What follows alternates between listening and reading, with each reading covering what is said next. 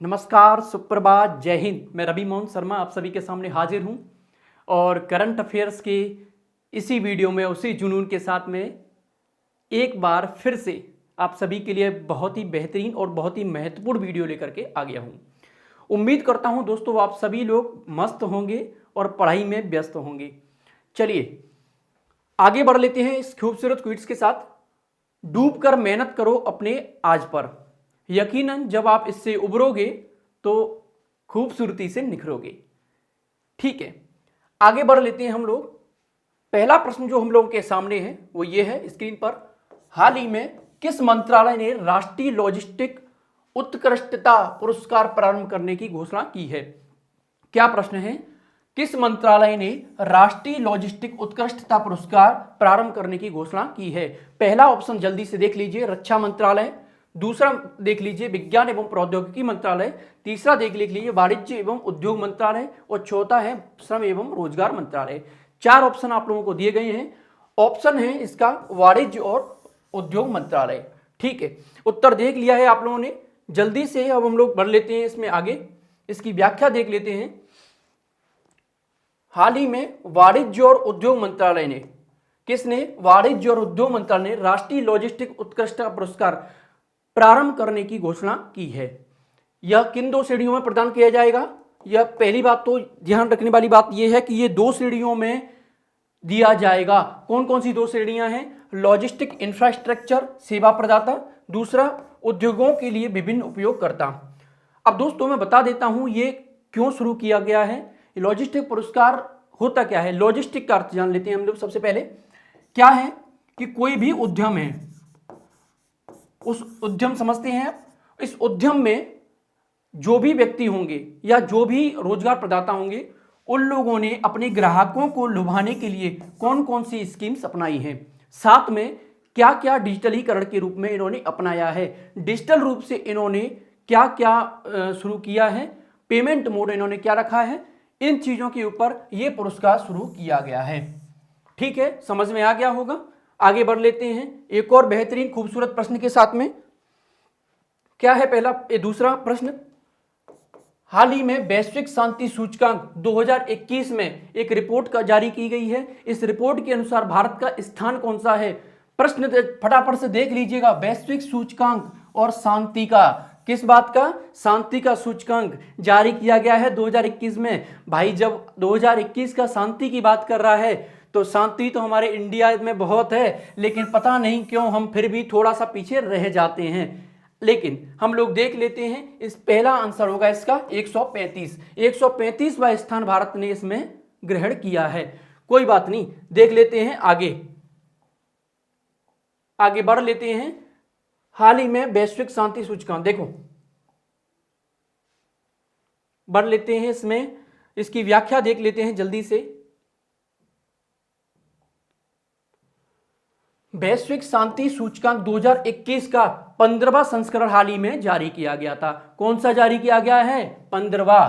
ये ध्यान रखिएगा, 15th नंबर का संस्करण ये जारी किया गया है। इस सूचकांक को institute of economics and peace IEP द्वारा जारी किया जाता है। किसके द्वारा जारी किया जाता है? Institute of economic and peace. अगला प्रश्न है, वर्ष 2021 के लिए इस सूचकांक का मुख्य विषय क्या है? तो मुख्य विषय पूछ रहा है, थीम क्या रही है इसकी? एक जटिल विश्व में शांति का मापन। एक जटिल विश्व में शांति का मापन, measuring peace in a complex word. Measuring peace in a complex word. द्वारा से हिंदी में देख लीजिए, एक जटिल विश्व में शांति का मापन। बहुत इंपॉर्टेंट है, वेरी वेरी इंपॉर्टेंट, इसको देख लीजिएगा दोस्तों। ठीक है, अगला फैक्ट कौन सा है? वर्ष 2021 के लिए एक सूचकांक में 163 यानी कि 163 स्वतंत्र देशों को, क्षेत्रों को शांति के स्तर के अनुसार रैंकिंग प्रदान की गई है। अर्थात 163 स्वतंत्र देशों को और क्षेत्रों को इसमें शामिल किया गया है। अब देख लेते हैं GPI, मतलब फर्स्ट रैंक पे कौन रहा इसमें? तो फर्स्ट रैंक पर रहा है आइसलैंड। ध्यान रखिएगा दोस्तों, जहां पे बहुत ज्यादा बर्फ होगी वहां पर बहुत ज्यादा शांति होगी। तो आप लोग इसको इस तरह से याद कर सकते हो। आइसलैंड का कौन सा स्थान रहा है? पहला। दूसरा किसका रहा है? तो न्यूजीलैंड का। दूसरा किसका रहा है? न्यूजीलैंड का। अब भाई जो व्यक्ति न्यूज़ देगा वो कौन से नंबर पर रहेगा, दूसरे पे, और जहां पे बर्फ होगी वो किस पे रहेगा, पहले पे। तो इस प्रकार इसको याद कर सकते हो। 135वां स्थान रहा है भारत का। हम लोगों ने इस प्रश्न को भी देख लिया है। अब बढ़ते हैं हम लोग अगले प्रश्न की ओर आगे। तीसरा प्रश्न क्या कहता है मित्रों, तो वर्ष 2026 में विश्व बैडमिंटन चैंपियनशिप का आयोजन किस देश में किया जाएगा। प्रश्न क्या है, पुनः सुन लीजिए। विश्व बैडमिंटन चैंपियनशिप, विश्व बैडमिंटन चैंपियनशिप कौन सा पूछ रहा है, 2026, 2026 इस वर्ष विश्व बैडमिंटन चैंपियनशिप का आयोजन, विश्व बैडमिंटन चैंपियनशिप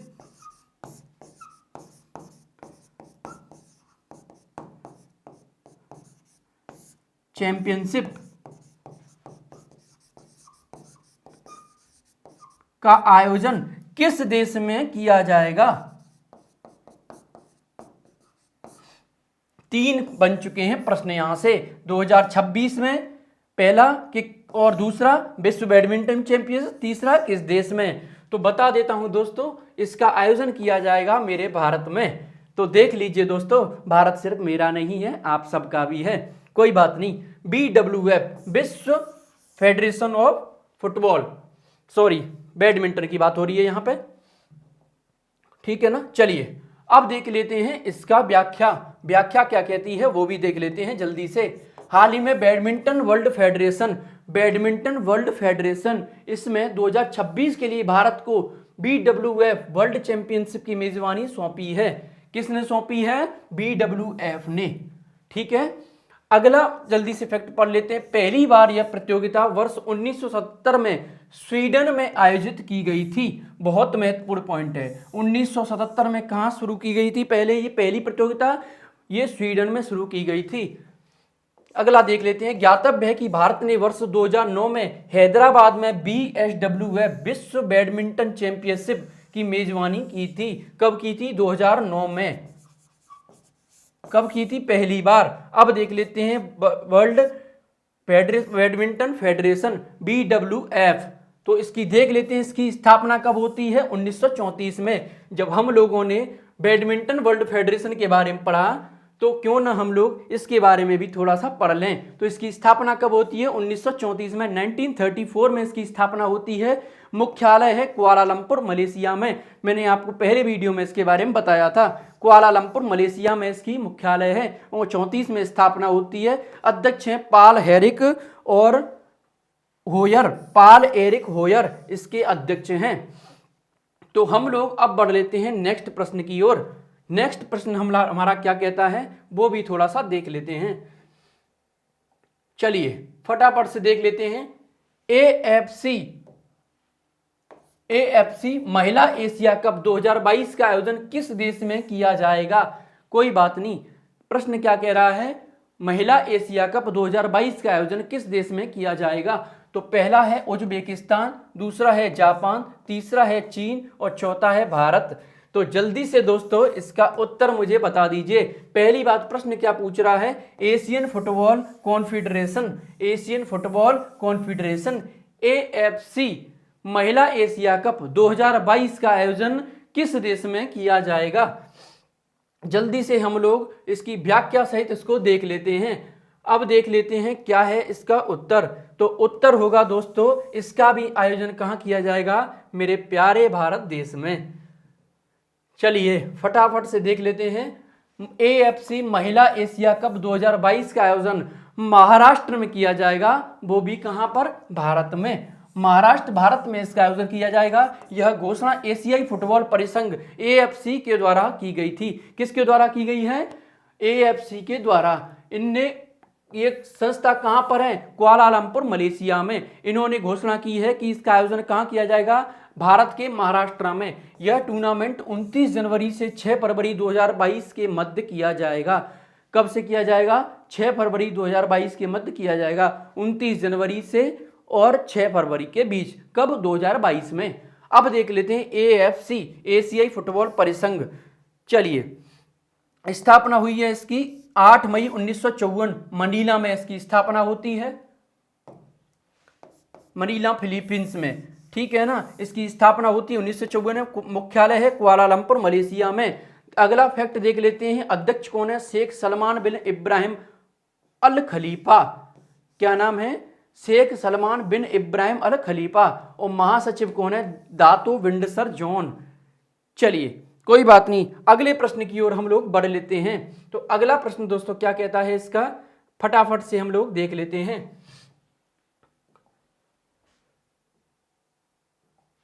चलिए एक और नया प्रश्न, हाल ही में जारी भारतीय पैरालंपिक दल के थीम गीत क्या नाम है? कर दे कमाल तू को किसने लिखा और गाया है? क्या सॉन्ग है? कर दे कमाल तू।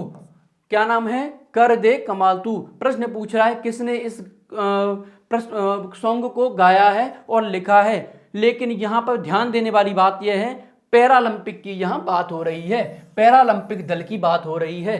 तो जल्दी से देख लेते हैं, यहां ओलंपिक की बात नहीं हो रही है, पैरालंपिक दल की बात हो रही है। तो पहला ऑप्शन है मोहित चौहान, दूसरे हैं संजीव सिंह, तीसरे हैं AR रहमान, चौथे हैं इनमें से कोई नहीं। तो दोस्तों उत्तर होगा संजीव सिंह। बात फिर से बोल देता हूं, पैरालंपिक की बात हो रही है, पैरालंपिक की बात हो रही है तो संजीव सिंह इसका उत्तर होगा। अब देखते हैं एक और इसका रोचक तथ्य, लेकिन स्लाइड के अंदर। तो जल्दी से देख लेते हैं इसकी व्याख्या, और व्याख्या में देखते हैं कि क्या है राज। तो राज ये है कि हाल ही में जारी भारतीय पैरालंपिक का थीम गीत कर दे कमाल तू को दिव्यांग क्रिकेट खिलाड़ी ने लिखा और गाया है। ठीक है ना, किसने गाया है? दिव्यांग खिलाड़ी हैं, उन्होंने गाया है। अब देख लेते हैं अगला फैक्ट, भारतीय पैरालंपिक थीम गीत को खेल मंत्री अनुराग ठाकुर ने लॉन्च किया है। इसको लॉन्च किया है अनुराग ठाकुर ने। टोक्यो पैरालंपिक में भारत की तरफ से 9 खेल प्रतिस्पर्धाओं ने 54 पैरा खिलाड़ी भाग लेंगे। इसमें कितने खिलाड़ियों ने भाग लिया है? 54 खिलाड़ी और 9 खेल प्रतिस्पर्धाओं ने भाग लिया है। अब देख लेते हैं महत्वपूर्ण तथ्य। महत्वपूर्ण तथ्य क्या है तो ये भी देख लेते हैं। टोक्यो ओलंपिक के ध्वजवाहक कौन थे? इसका मैंने आप लोगों को बताया था कि MC मैरी कॉम बॉक्सिंग की खिलाड़ी हैं और मनप्रीत सिंह, इन दोनों के हाथ में ध्वजवाहक था। मतलब ये ध्वजवाहक थे, क्या क्या नाम है? MC मैरी कॉम और मनप्रीत सिंह। अब देख लेते हैं मैरी कॉम किससे संबंधित हैं? बॉक्सिंग से। मनप्रीत सिंह हॉकी से। तो देख लिया आप लोगों ने, ये हॉकी के खिलाड़ी हैं और ये बॉक्सिंग की खिलाड़ी हैं। अगला फैक्ट जल्दी से देख लेते हैं, टोक्यो पैरालंपिक ध्वजवाहक मरियप्पन थंगावेलु हाई जंपर। ये ध्वजवाहक थे किसके? पैरालंपिक के। तो कौन थे पैरालंपिक के? मरियप्पन थंगावेलु। कहाँ के ये, क्या काय के खिलाड़ी हैं? हाई जंपर हैं ये। चलिए अब देख लेते हैं टोक्यो ओलंपिक का थीम गीत। अब पैरालंपिक की बात नहीं हो रही है, वहां पैरालंपिक की बात हो रही है ऊपर, यहां पैरालंपिक की बात हो रही है कर दे कमाल तू, और यहां पर ओलंपिक के थीम गीत की बात हो रही है। ओलंपिक का थीम गीत क्या है? लक्ष्य तेरा सामने है। ये किसने गाया है? मोहित चौहान ने। मोहित चौहान ने गाया है ओलंपिक का थीम गीत, मेरा लक्ष्य सामने है, लक्ष्य तेरा सामने है। चलिए फटाफट से देख लेते हैं अगले प्रश्न की ओर। अगला प्रश्न क्या कहता है दोस्तों, फटाफट से देख लेते हैं। अगला प्रश्न कहता है कि वर्ष 2021 में संपूर्ण विश्व में विश्व स्तनपान सप्ताह कब से कब तक मनाया जाएगा? प्रश्न क्या पूछ रहा है, फिर से ध्यान दे लीजिए। विश्व स्तनपान सप्ताह कब, किसका? संपूर्ण विश्व में विश्व स्तनपान सप्ताह की बात हो रही है। ये कब से कब तक मनाया जाएगा? तो पहला ऑप्शन है इसका 1 से 5 अगस्त तक, दूसरा है 1 से 6 अगस्त तक, दूसरा है 1 से 7 अगस्त तक और तीसरा है 2 से 8 अगस्त तक। तो ध्यान रखना है दोस्तों, ये व्यापम का बहुत ही फेवरेट क्वेश्चन है, ठीक है ना। MPPSC में भी कई बार पूछा गया है, MPPSC में भी ऐसे प्रश्न पूछे जा सकते हैं कि सप्ताह कब मनाया जाता है। मध्य प्रदेश के सप्ताहों से लेकर भी कई बार प्रश्न इसमें पूछे गए हैं। तो जल्दी से देख लेते हैं, इसका उत्तर होगा 1 से 7 अगस्त तक। ये कब से कब तक मनाया जाएगा? 1 से 7 अगस्त तक। क्या है? विश्व स्तनपान सप्ताह। चलिए फटाफट से इसको देख लेते हैं, प्रोटेक्ट ब्रीथिंग। अब देख लेते हैं अगली बात, अगले फैक्ट पे चलते हैं, जल्दी से इसकी व्याख्या को देख लेते हैं। व्याख्या क्या कहती है ये भी देख लेते हैं। 1 से 7 अगस्त 2021 के दौरान संपूर्ण विश्व में विश्व स्तनपान सप्ताह मनाया जाएगा। कब से कब तक मनाया जाएगा? 1 से और 7 अगस्त तक 2021 तक संपूर्ण विश्व में विश्व स्तनपान सप्ताह मनाया जाएगा? क्या होता अगला प्रश्न, वर्ष 2021 में इस सप्ताह का मुख्य विषय, थीम जरूर ध्यान रखिएगा दोस्तों, प्रोटेक्ट ब्रेस्ट फीडिंग ए शेयर्ड रिस्पॉन्सिबिलिटी है। क्या है इसकी? प्रोटेक्ट ब्रेस्ट फीडिंग ए शेयर्ड रिस्पॉन्सिबिलिटी इसकी थीम है इस बार की। अगला देख लेते हैं, ज्ञातव्य है कि यह सप्ताह विश्व भर में शिशुओं के स्वास्थ्य को सुधारने और स्तनपान को प्रोत्साहन देने के लिए किया जाता है। ध्यान दीजिएगा दोस्तों, किस बात के लिए दिया जाता है?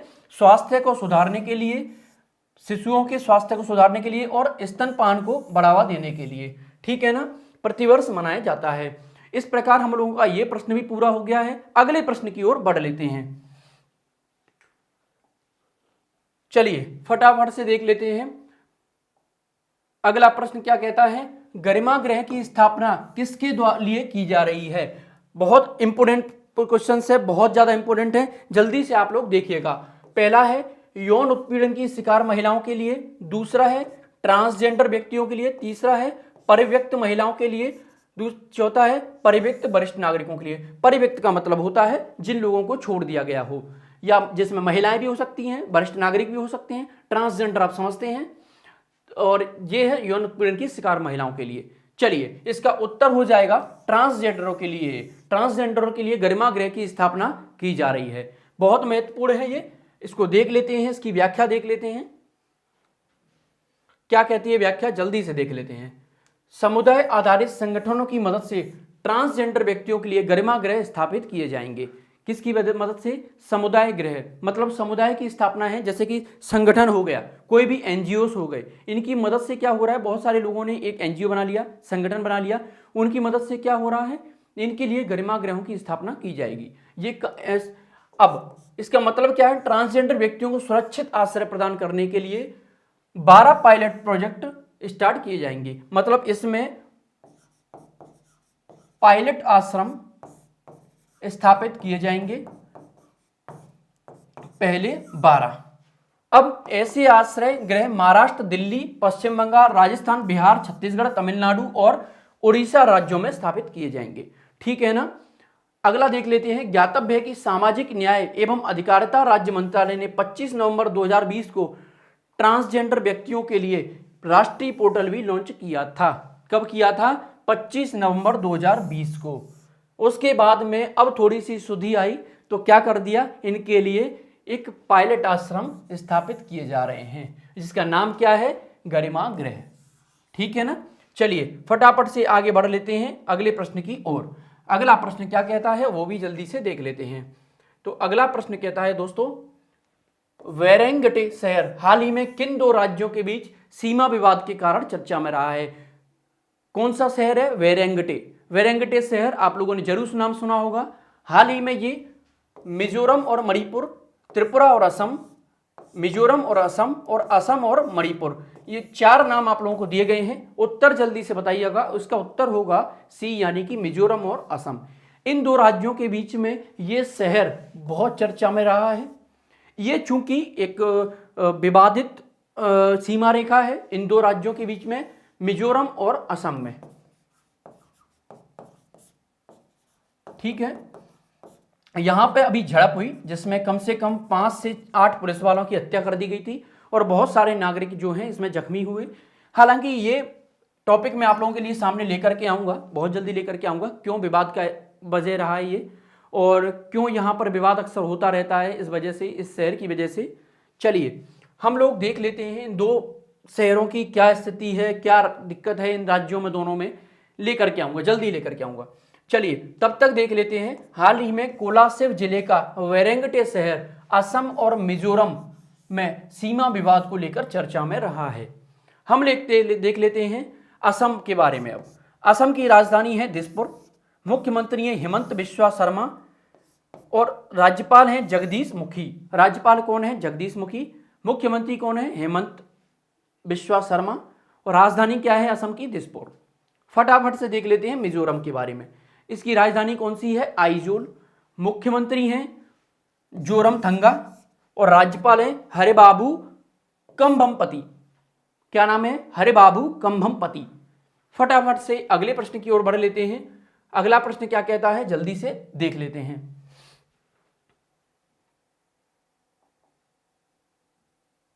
चलिए क्या कहता है तो देख लेते हैं। हाल ही में किसे मादक पदार्थ नियंत्रक ब्यूरो एनसीबी का प्रमुख बनाया गया है। एनसीबी यानी कि मादक पदार्थ नियंत्रक ब्यूरो, ठीक है ना। आप लोग देख रहे होंगे ये नारकोटिक्स कंट्रोल ब्यूरो, ये है एनसीबी का फुल फॉर्म। देखिएगा दोस्तों, इसको भी याद कर लीजिएगा। एनसीबी का फुल फॉर्म क्या है? नारकोटिक्स कंट्रोल ब्यूरो, ठीक है।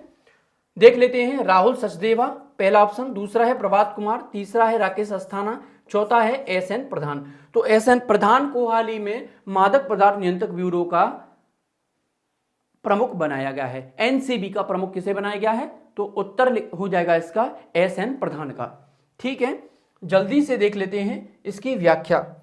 तो व्याख्या क्या कहती है वो भी जल्दी से देख लेते हैं, फटाफट से देख लेते हैं। हाल ही में एसएन प्रधान ने मादक पदार्थ नियंत्रक ब्यूरो एनसीबी के प्रमुख का अतिरिक्त कार्यभार संभाल लिया है। एसएन प्रधान वर्तमान में राष्ट्रीय आपदा मोचक बल एनडीआरएफ के भी महानिदेशक हैं। किस बात के हैं? एनडीआरएफ, इसके भी कौन है? ये महानिदेशक हैं। क्या नाम है? एसएन प्रधान। अब देख लेते हैं एनडीआरएफ क्या होता है। National disaster response force. National disaster response force गठन कब हुआ था? 2006 में। मुख्यालय है नई दिल्ली।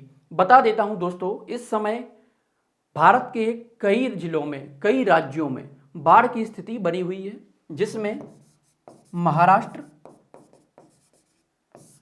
मध्य प्रदेश, बिहार और कई राज्य ऐसे हैं जो बाढ़ की चपेट में आ चुके हैं। आप देख रहे होंगे मध्य प्रदेश के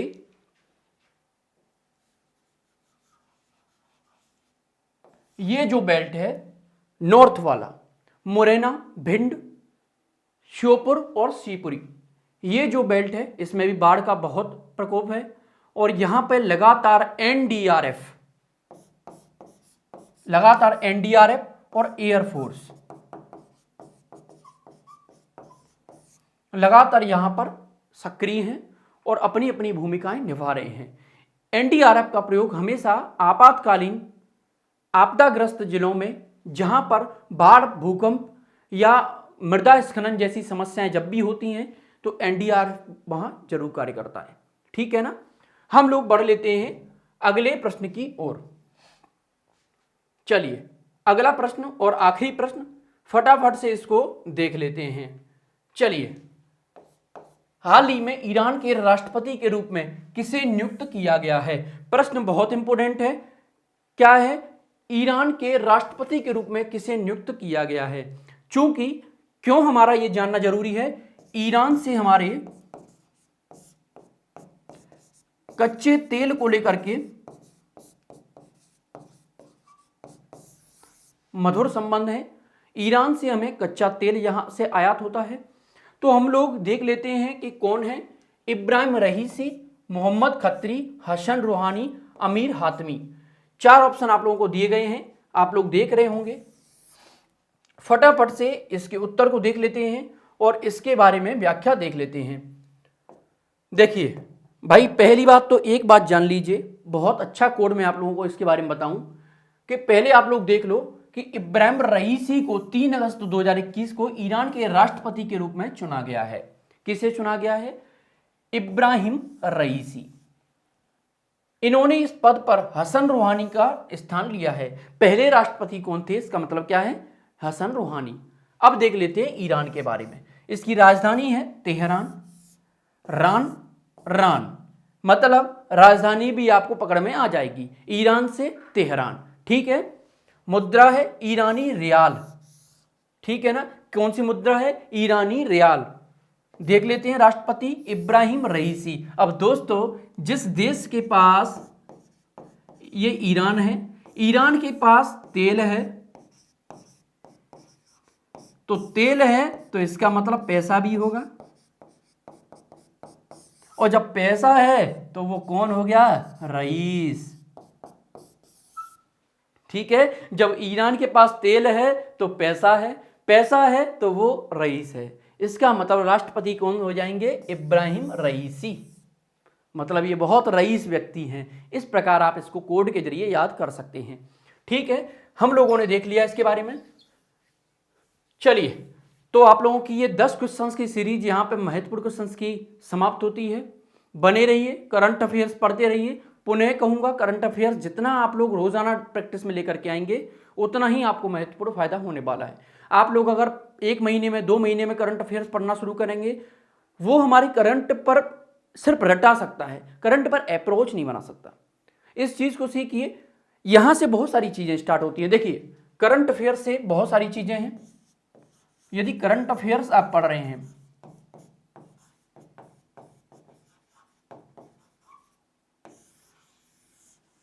तो यूपीएससी में एक सब्जेक्ट है, क्या है? Foreign policy.